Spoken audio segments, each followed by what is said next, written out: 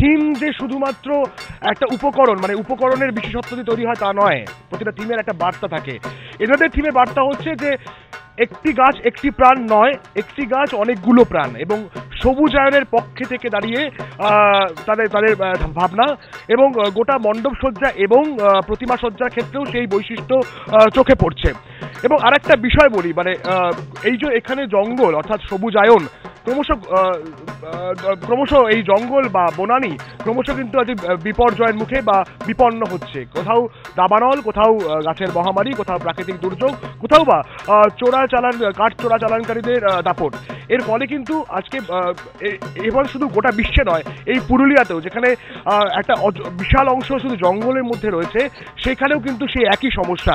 আর সেই সমস্যার বিরুদ্ধে একটা প্রতিবাদ বা একটা তাদের মানুষকে সচেতন করার জন্য পুরুলিয়ার এই পুজো কিন্তু এই থিম করেছে, এবং তাই জন্য কিন্তু এবিপি আনন্দের সেরা শারদ সম্মান জেলার সেরা পুজো হিসাবে জিতে নিল পুরুলিয়ার স্টেশন রোড, স্টেশন পাড়া, বাংলা বোর্ড, সব বছর।